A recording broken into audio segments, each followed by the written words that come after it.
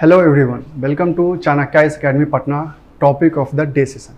ये सेशन हमारा basically current affair का सेशन है, जिसमें हम इम्पॉर्टेंट टॉपिक्स पे डिस्कशन करते हैं। जिसमें आज का हमारा जो टॉपिक्स होने वाले हैं, पहला हमारा टॉपिक है law against black magic and superstition in India. अभी रिसेंटली रिचुअल्स के नाम पे केरला में 2 वुमेन्स का ब्रूचुअल मर्डर किया गया है। और ये ऐसा नहीं कि अभी हमारे यहाँ कंट्री में हो रहा है। जब हमारे यहाँ अंग्रेज थे, एट दैट टाइम भी हमारे यहाँ बहुत सारे सोशल रिफॉर्म्स हो रहे थे सुपरस्टिशियस बिलीफ्स के अगेंस्ट में, लाइक सती प्रथा हो या विडो रीमैरिज की बात करें। और सबसे आयरनी बात ये है कि केरला इंडिया का सबसे अधिक लिटरेट स्टेट माना जाता है। माना नहीं जाता है, लिटरेसी रेट वहाँ सबसे अधिक है। और वहाँ पे ऐसे सुपरस्टिशियस बिलीफ हैं, और इस सुपरस्टिशियस बिलीफ के कारण अभी जस्ट कुछ दिन पहले ही एक रिचुअलिस्टिक बिलीफ्स के कारण वहाँ पे 2 वुमेन्स का ब्रूचुअल मर्डर कर दिया जाता है। और ये इंडिया में सिर्फ ऐसा नहीं कि केरला में प्रिवेलेंट है, इंडिया के बहुत सारे ऐसे स्टेट्स हैं जहाँ पे सुपरस्टिशियस बिलीफ्स के कारण ह्यूमन सेक्रीफाइसेस किए जाते हैं। वहाँ पे विच क्राफ्ट होते हैं, जादू टोना के नाम पे लोगों की हत्या कर दी जाती है। तो ये आज से इंडिया में नहीं प्रिवेलेंट है, बहुत टाइम से प्रिवेलेंट है। लेकिन time to time social reforms भी हुए हैं, और अब भी समय आ गया है कि ऐसे सुपरस्टिशियस बिलीफ के अगेंस्ट में कुछ सेंट्रल लॉज होने चाहिए।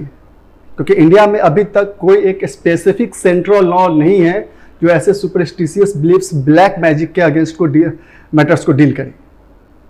अगर हम थोड़ा सा हिस्टोरिकल बैकग्राउंड के इसके बैकग्राउंड की बात करें कि ऐसे human sacrifices, superstitious beliefs, magics के कारण कितने सारे डेथ हो रहे हैं इंडिया में, तो रिसेंटली एनसीआरबी का एक रिपोर्ट है 2021 का रिपोर्ट के according 6 deaths were linked to human sacrifices and while witchcraft was the motive for 68 killings. NCRB की अगर रिपोर्ट की बात करें तो 2021 में ह्यूमन सेक्रीफाइसेस के नाम पे लगभग 8 लोग डेथ किए हैं। वहीं विचक्राफ्ट, यहाँ विचक्राफ्ट का बेसिकली मतलब है मीन्स यूज ऑफ मैजिक और super natural power to harm others.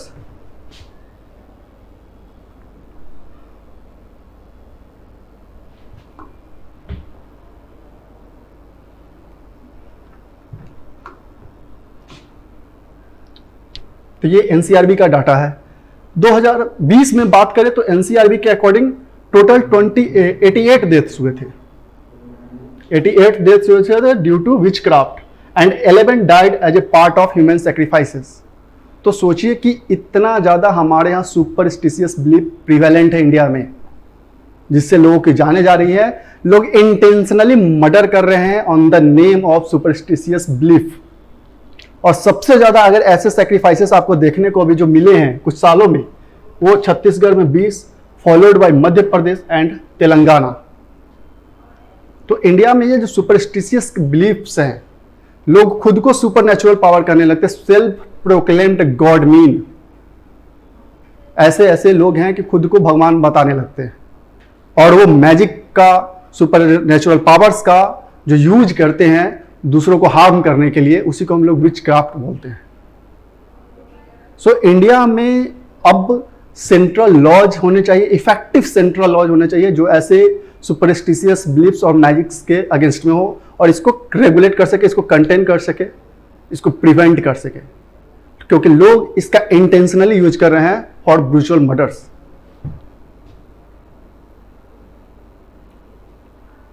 अब बात करते हैं रिलेटेड लॉज के बारे में। जैसे कि मैंने जस्ट बताया कि there is no central law that exclusively deals with crimes related to witchcraft, superstition और ऑकल्ट इंस्पायर्ड एक्टिविटीज। इंडिया में ऐसा कोई सेंट्रल लॉ नहीं है कि जो एक्सक्लूसिवली डील करता हो ऐसे बिलीफ सिस्टम से, ऐसे क्राइम से, ऐसे मैजिक वाले कोई भी क्राइम ऐसे रिलेटेड से हो। ऐसा कोई सेंट्रल लॉ इंडिया में नहीं है अभी तक। बात करें इन 2016 prevention of which hunting bill introduce किया गया था, बट अनफॉर्चुनेटली वह पास नहीं हो पाया था। कुछ ऐसे सेक्शंस हैं हमारे यहाँ आईपीसी में और अदर सेक्शंस हैं जो कि इनडायरेक्टली डील करते हैं, बट वो ज़्यादा इफेक्टिव नहीं है बिकॉज वो प्रिवेंटिव एक्ट नहीं प्रोवाइड कर रहे हैं। Like section 302 of IPC take cognizance of human sacrifices, but only after the murder is committed. देखिए 302 सेक्शन 302 IPC कहता है कि ऐसे मैटर से वो डील करता है, but only when after the murder is committed. जब सुपरस्टिशन के नाम पे, मैजिक सिस्टम के नाम पे, सुपर नेचुरल पावर के नाम पे जब मर्डर हो जाता है, तब यह सेक्शन 302 प्रोवाइड करता है पनिशमेंट फॉर मर्डर. मीन्स अगर हम बात करें यह सेक्शन 302 यह प्यूनिटिव डिटेंशन, जो हम लोग आप आर्टिकल 22 में पढ़ते हैं, preventive detention and punitive detention, तो यह प्रिवेंटिव डिटेंशन है कि we provide punishment after committing crime, और यहां पे कोई प्रिवेंटिव डिटेंशन का लॉ नहीं है. Although 295A section discourage such practices, but it also not totally prohibit such superstitious beliefs, practices and magic practices. अब article 51A of the Indian Constitution makes it a fundamental duty for Indian citizen to develop scientific temper, humanism and spirit of inquiry and reform. जो हमारा fundamental duties है, part 4A में जो हमारा fundamental duties है 51AH कहता है कि यह हमारा फंडामेंटल ड्यूटी है कि हम लोगों में साइंटिफिक टेम्पर डेवलप करें, लोगों में अवेयरनेस लाएं ऐसे सुपरस्टिशियस बिलीफ्स के अगेंस्ट में. लेकिन अगेन हम खुद जान रहे हैं कि हमारा जो फंडामेंटल ये जो ड्यूटी है वो इन्फोर्सेबल है नहीं. अब इन्फोर्सेबल नहीं है तो लोग उस ड्यूटी को फॉलो नहीं करते हैं. There is only moral obligation, no legal obligation. So ये एक ड्यूटी है, लोगों को करना चाहिए, बट लोगों को करना तो चाहिए लेकिन यहाँ पे कोई इन्फोर्सेबिलिटी नहीं है, सो ये ज्यादा इफेक्टिव नहीं है. Other provisions under Drug and Magic Remedies Act 1954 also aim to tackle the deliberating impact of various superstitious activities prevalent in India. Drug Magic Remedies Act 1954, इस एक्ट में भी यह प्रोविजंस है जो ऐसे मैजिक बिलीफ सिस्टम को ये deal करता है, but it is not very much effective. Lack of implementation, lack of execution of this laws are the major cause of rising superstitious crimes in India, or lack of central law which exclusively deal with this superstitious beliefs or crimes. अब बात करते हैं state specific. अगर हम बात करें कि कौन कौन से स्टेट्स में ऐसे हैं कि जहां पे ऐसे कुछ लॉज हैं ऐसे सुपरस्टिशियस एक्ट के अगेंस्ट में, तो इंडिया में भी जितने भी स्टेट्स हैं उनमें से केवल 8 स्टेट्स वैसे हैं जहां पे ऐसे एक्ट्स या लॉज है जो कि सुपरस्टिशियस बिलीफ्स, मैजिक सिस्टम से डील करते हैं. और इसमें सबसे पहला स्टेट हमारा बिहार है, जिसने 1999 में एक्ट पास किया था, prevention of witch practice act, to deal with such crimes of superstitious crimes. जो सुपरस्टिशियस के बिलीफ पे क्राइम किए जा रहे हैं, मर्डर किए जा रहे हैं, वैसे क्राइम्स को कंट्रोल करने के लिए बिहार ने 1999 में यह एक्ट पास किया था.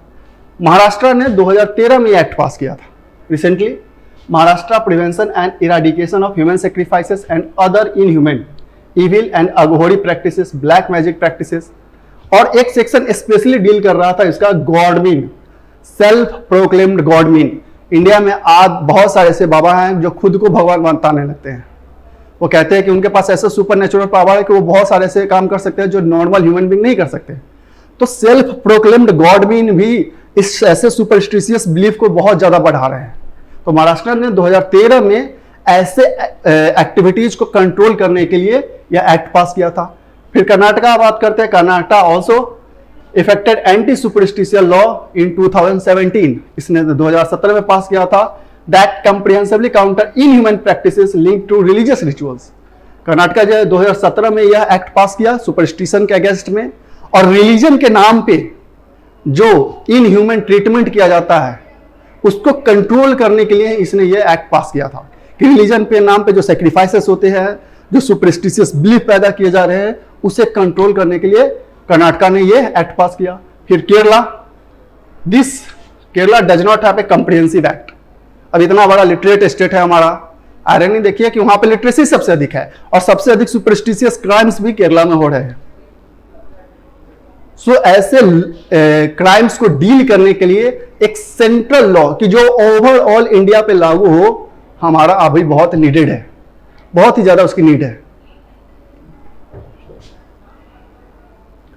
Need for anti superstition act, क्यों ज़रूरत है? तो सबसे बड़ा बात है कि अगर ऐसे क्राइम्स होते रहते हैं तो वह आपके फंडामेंटल राइट का वायलेशन है। अभी रिसेंटली अगर केरला में रिचुअल्स के नाम पे वुमेन्स का मर्डर कर दिया जाता है, ब्रूचुअल मर्डर किया जाता है, this is the violation of its right to life. Article 14 article 21 का वायलेशन है। So there is need a law to protect the rights of all the individuals, violate several provisions of international legislation. अगर आपके country में कोई effective central law नहीं है और ऐसे सुपरस्टिशियस बिलीफ के कारण बहुत सारे क्राइम्स हो रहे हैं, ब्रूचुअल मर्डर हो रहे हैं, तो ये बहुत सारे ऐसे इंटरनेशनल लॉ हैं जो ह्यूमन राइट को प्रोटेक्ट करने के लिए हैं, तो उन लॉज का ये वायलेशन है। अगर एग्जांपल में बात करें, universal declaration of human right, ये बात करता है राइट टू लाइफ का, राइट टू फूड का, राइट टू प्राइवेसी का। इसमें टोटल 30 राइट्स हैं। इस universal declaration of human rights में टोटल 30 राइट्स हैं। और अगर ऐसे और इसमें यह भी राइट्स है कि सुपरस्टिशंस के नाम पे अगर किसी को हार्म किया जाता है, किसी का मर्डर किया जाता है, this is the violation of human right. Next, international covenant on civil and political right 1966, convention on elimination of all forms of discrimination against women. तो जो हमारे यहाँ सुपरस्टिशियस बिलीफ्स के कारण जो एक्ट्स हो रहे हैं, जो क्राइम्स हो रहे हैं, इन सारे इंटरनेशनल लॉज का वायलेशन है। So again there is a need of law. Only 8 states in India have legislation so far: Bihar, Chhattisgarh, Jharkhand, Odisha, Rajasthan, Assam, Maharashtra and Karnataka. At least सारे states को state specific laws तो बनाने ही चाहिए, ताकि ये जो crime बढ़ रहा है just because of on the name of rituals और सुपरस्टिशियस बिलीव्स, उसको रोका जा सके, उसको कम किया जा सके। अब हमारा आज का जो दूसरा टॉपिक है वह है डिसेंट्रलाइजिंग मनरेगा। अभी रिसेंटली एक कमीशन बैठा था और उस कमीशन को यह ड्यूटी दिया गया था कि जितने भी रूरल डेवलपमेंट स्कीम्स है उनका रिव्यू कीजिए कि कितने इफेक्टिवली वो वर्क कर रहे हैं, उनमें क्या क्या रिफॉर्म्स की जरूरत है, ठीक है। और उसी में हमारा मनरेगा भी शामिल हुआ था। उस रिव्यू कमेटी ने मनरेगा पे भी रिव्यू दिया था और उनके रिव्यू में मनरेगा में को डिसेंट्रलाइज करने की बात कही गई थी कि मनरेगा बहुत ज्यादा इफेक्टिव तभी हो सकता है जब उसको डिसेंट्रलाइज कर दिया जाए, मतलब ग्राउंड लेवल पे पावर दे दिया जाए उसको इंप्लीमेंट करने का, उससे रिलेटेड रूल्स को एग्जीक्यूट करने का। Then only MNREGA become more effective. देखते हैं इस रिव्यू के बारे में इस कमीशन ने क्या रिव्यू दिया है। अगर हाइलाइट्स की बात करें, The study argue for decentralization of MNREGA which allow for more flexibility at ground level. इस रिपोर्ट में कहा गया है कि मनरेगा को डिसेंट्रलाइज किया जाए ताकि यह और अधिक फ्लेक्सिबल हो सके, जिससे कि अच्छे से वर्क प्रोवाइड किया जा सके, अच्छे से वेजेस प्रोवाइड किए जा सके और इसका इफेक्टिव मैनेजमेंट ग्राउंड लेवल पे हो सके।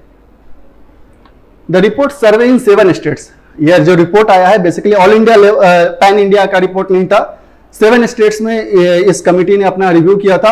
आफ्टर दैट इसने यह रिपोर्ट दिया था, तब जाके इसने कहा था कि रिपोर्ट की अनुशंसा के अकॉर्डिंग वहां पे जो अभी सिस्टम प्रिवेलेंट है उसके अकॉर्डिंग मनरेगा को डिसेंट्रलाइज करने की जरूरत है।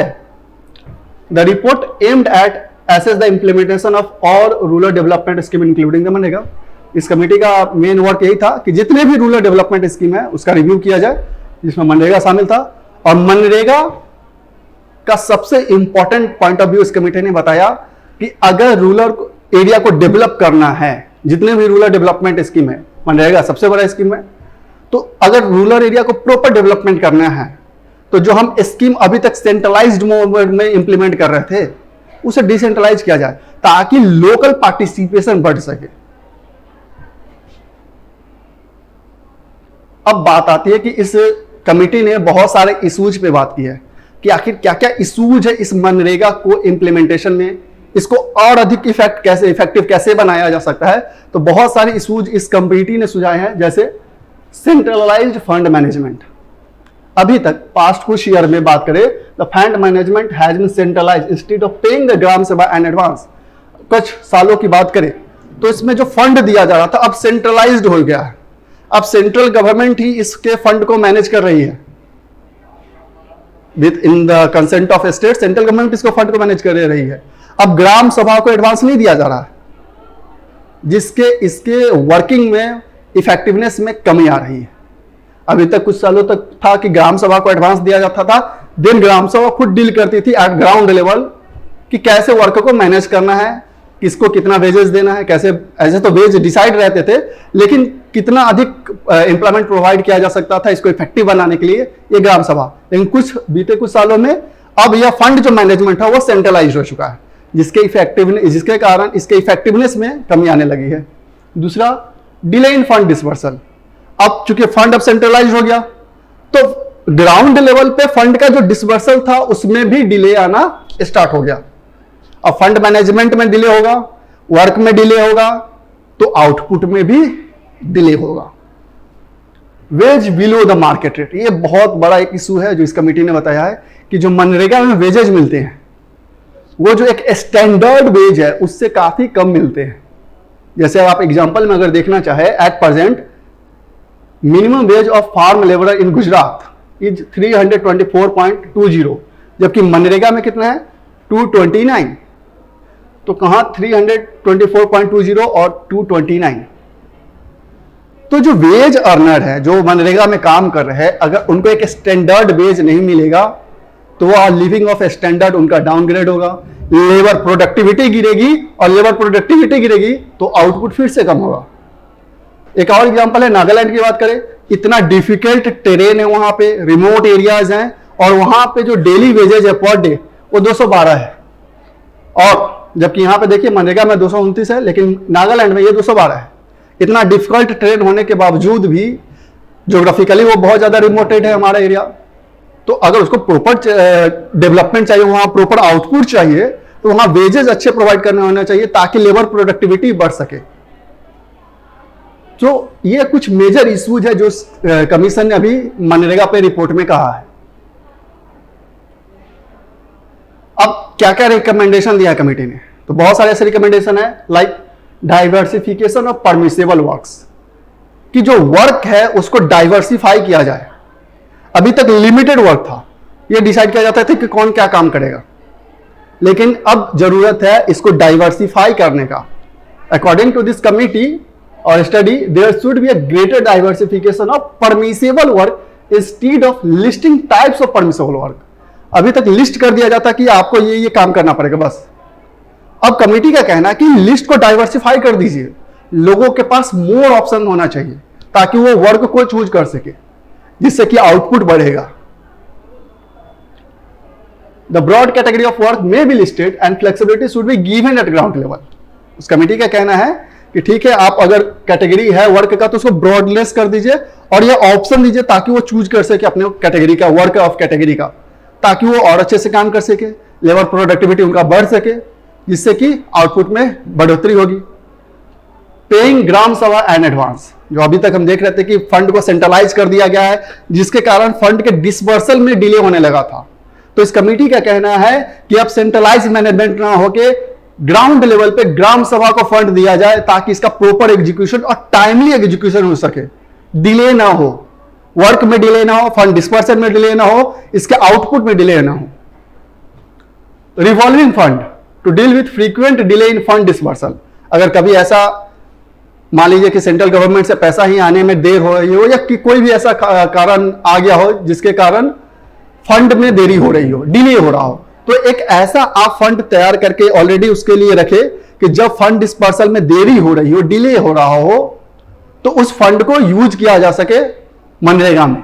सो एक रिवॉल्विंग फंड की जरूरत है, जो अगर जब फंड का डिस्पर्सल में डिले हो तब उसका यूज किया जा सके for the work of MNREGA. ये कमिटी का रिव्यू था, रिकमेंडेशन था for effective to increase the more effectiveness in MNREGA और to provide more opportunities to unskilled laborers. Other challenges MNREGA में है, करप्शन और इरेगुलरिटीज का चैलेंज है कि ग्राउंड लेवल पे करप्शन बन रहे हैं, जो फंड जाते हैं वह बेनिफिशियरी तक तो पहुंच ही नहीं पाते। ये अदर इशू है इसमें। डिस्क्रिमिनेशन है, वर्क डिवीजन में भी डिस्क्रिमिनेशन है, किसको क्या वर्क देना वहां भी डिस्क्रिमिनेशन है। सो डिस्क्रिमिनेशन के कारण भी यहां पे लेबर प्रोडक्टिविटी में कमी आ रही है। Non payment of unemployment allowances, यहां पे एक प्रोविजन है मनरेगा में कि there is a huge pendency in the number of unemployment allowances being shown in the management information system. जो अनपेंडेंसी के लिए मतलब उनको पैसा दिया जाता है, जो पेमेंट दिया जाता है, उसमें बहुत ही ज्यादा देखा गया है कि ऐसे केसेस मिले हैं जब अनएम्प्लॉयमेंट के केस में उनको पेमेंट नहीं मिले। आप देख सकते हैं लैक ऑफ अवेयरनेस, बहुत सारे लोगों को ये भी पता नहीं है, अवेयरनेस ही नहीं है मनरेगा के बारे में कि कितना वेजेज मिलना चाहिए, कैसे हम वर्क को चूज करने चाहिए, कैसे हम और इसमें हम इसके बारे में जानकारी प्राप्त कर सकते हैं। क्योंकि अभी हमारे यहाँ अभी भी लोग इतने ज्यादा स्किल्ड और लिटरेट नहीं है, क्योंकि ये स्कीम ही है फॉर अनस्किल्ड लेबर्स। तो लोगों के पास अवेयरनेस की कमी है कि कैसे हम वर्क को चूज कर सकते हैं। Poor infrastructure building, improper surveillance, lack of timely resource result in poor quality assets. अब इसका इम्प्रॉपर मैनेजमेंट है, सर्विलांस सिस्टम नहीं है, जिसके वजह से यहाँ पे जो इंफ्रास्ट्रक्चर है मनरेगा में वो काफी ज्यादा पुअर है। नॉन पर्पसिव स्पेंडिंग, मनरेगा has increase the earning capacity of rural people but the spending pattern of workers assume significance because there is hardly any saving out of the wage earned. अब देखिए, just मैंने आपको बताया कि मनरेगा में जो wages मिलते हैं लोगों को वो एक स्टैंडर्ड वेजेस से कम है। अगर स्टैंडर्ड वेजेस से वो कम है तो कैसे कोई अपना लिविंग ऑफ स्टैंडर्ड अच्छा कर सकता है, कैसे कोई सेविंग करेगा। तो ये वेज कम होने के कारण यहाँ पे जो नॉन पर्पस स्पेंडिंग है, लोग स्पेंड तो करेंगे, एक तो वेजेस कम है तो फिर सेव करने का कोई ऑप्शन लोगों के पास नहीं है। ये रूरल अनस्किल्ड लोगों को एम्प्लॉयमेंट तो दे रहा है but there is no saving for them. कुछ सजेशंस है जिसने इस कमेटी ने सुझाए हैं, like social audit. There is a need to carry out social audit as per the rules and effective implementation of delay compensation system. इस report में इस कमेटी ने कहा है कि इस जितने भी रूरल डेवलपमेंट है, नॉट ओनली मनरेगा, उन सबका सोशल ऑडिट टाइमली होना चाहिए for proper execution of their work. Utilization of funds, fund कितना यूटिलाइज हो रहा है, कैसे यूटिलाइज हो रहा है, इस पे भी कंट्रोल होना चाहिए। फंड्स को ग्राम सभा को एलोकेट किया जाना चाहिए ताकि इनके डिस्पर्सल में डिले ना हो। Raising awareness, there is a need to increase awareness among the rural people about the scheme and not only MNREGA, about all the rural schemes। जितने भी रूरल डेवलपमेंट के लिए स्कीम चल रहे हैं उन सब के रिगार्डिंग अवेयरनेस की जरूरत है लोगों में। लोगों को ये बताना होगा कि आपका क्या राइट है, आप कौन सा वर्क चूज कर सकते हैं, आपको कितना वेजेज मिलेगा, ये सब के बारे में अवेयरनेस फैलाना जरूरी है। National level monitoring, the frequency of monitoring by national level monitors should be increased and appropriate measures should be taken by state based on their recommendation। एक नेशनल लेवल कमेटी भी होना चाहिए जो इसको टाइम टू टाइम मॉनिटरिंग कर सके और इस मॉनिटरिंग के बेसिस पे जो ये रिपोर्ट देगा स्टेट उस पर प्रॉपर एक्शन ले सके। एक नेशनल लेवल मॉनिटरिंग होगी जो all India pan India level पे जितने मनरेगा है और रूरल डेवलपमेंट स्कीम है उसको टाइम टू टाइम मॉनिटर करे और वह रिपोर्ट दे और उस रिपोर्ट के अकॉर्डिंग स्टेट को एक्शन लेना चाहिए। सो ये मनरेगा के रिगार्डिंग उस कमेटी का एक रिव्यू कमीशन था और जो अभी जिसने पेश किया गया था और उसने कुछ रिकमेंडेशन दिए और कुछ सजेशन भी दिए और कुछ उसमें चैलेंजेस थे जिस कमेटी ने बताया था। आई होप आपको ये सेशन अच्छा लगा होगा, हम इसे फर्दर कंटिन्यू करते रहेंगे। Thank you.